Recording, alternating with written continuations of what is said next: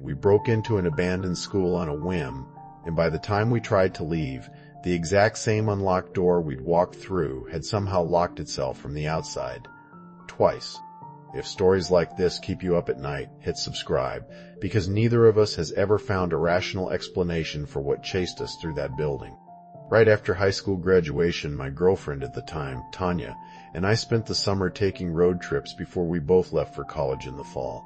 We hit the usual tourist traps mixed in some of our own ideas, and about halfway through the summer, got bored of standard sightseeing. Tanya started looking up allegedly haunted places since we were both into horror, some with tours, some just technically private property. Never saw an actual ghost anywhere. But there's something about being in those places, believe it or not, that gets under your skin a little. Out of everywhere we visited that summer, though, it was somewhere that wasn't even on our list that scared us more than any of it. I'm not saying we saw anything paranormal exactly, but we definitely encountered something we still can't explain. We were wrapping up the trip, driving home through a small New England town, the kind that looks exactly like every small New England town in movies, beaten up, a little poor, but with a strange kind of beauty to it, even falling apart the way it was. Driving through, we passed an old abandoned church with a school attached, looking almost identical to the Catholic elementary school we'd both gone to back home. I joked we should try getting inside to compare. Tanya didn't take it as a joke at all, told me to pull over, we were going in. Looking back as an adult, I'd never even consider something like this now. But at 18, feeling invincible, none of the consequences crossed my mind. It was dark, so we parked around back where trees had overgrown the lot, tried a few doors, all locked, and I figured Tanya would give up there. She didn't. We found a side door leading to the gym, unlocked. We walked right in, like we owned the place. Genuinely creepy inside. Decades of undisturbed dust visible in the moonlight, cutting through the windows, and a smell like every animal in town had gone in there to die. We both left our phones in the car, too caught up in the moment to go back for them. On the far side of the gym, a doorway led into an old brick hallway that felt almost like a prison corridor, dark except for weak pockets of window light. We walked the school for a while, small enough that we covered it all pretty quickly. Beyond the smell, it was fascinating, frozen exactly as it must have been left. One classroom even had textbooks still open on desks. I regret not grabbing one. The whole building was shaped like a cross from the inside, the gym at the base, hallway splitting left and right further up.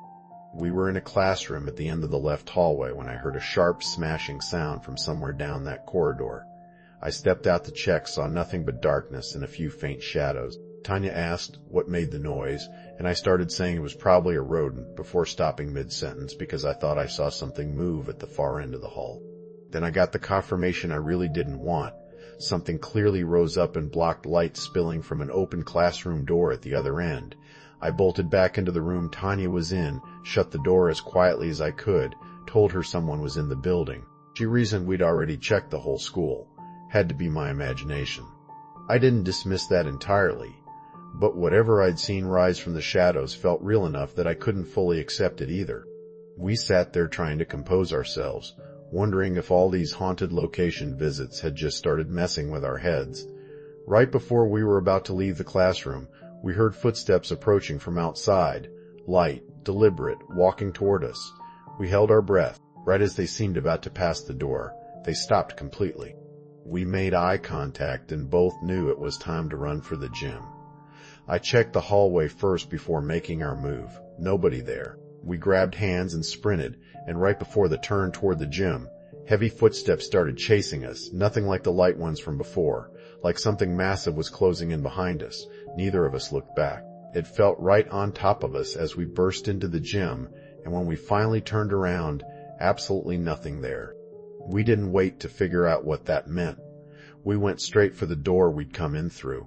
It wouldn't open. I assumed it was sticking. Threw everything I had into pushing and pulling. Nothing. We'd walked right through that same unlocked door not long before. Now it was locked solid.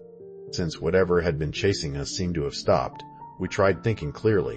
This wasn't a fortress. Worst case, we could break a window somewhere and get out. We tried the gym door a few more times, gave up, decided to run for the nearest classroom and jump through a window instead. Sprinting back through the hall, about 30 feet from the first classroom, the chasing sound started again.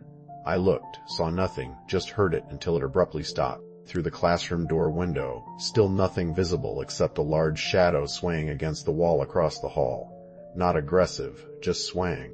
Tanya couldn't get the window open, so she smashed it with a desk chair. The sound of shattering glass made that swaying shadow fade back into the darkness. I didn't stick around to see where it went. We climbed out carefully, avoiding the broken glass, and were nearly at the car already, so we ran quietly the rest of the way. Passing the gym door on our way, I couldn't help checking if it would open from outside like it had earlier. Locked, same as before.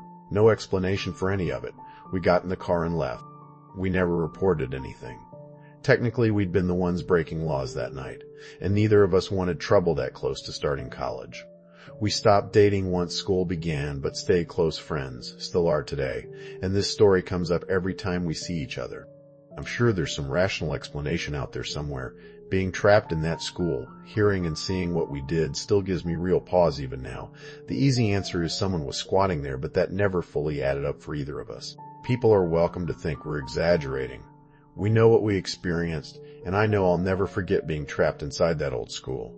What that night left me with, more than the fear itself, is that curiosity always has a cost eventually, and trespassing into places that don't want you there, even out of harmless nostalgia, can put you somewhere you never intended to end up.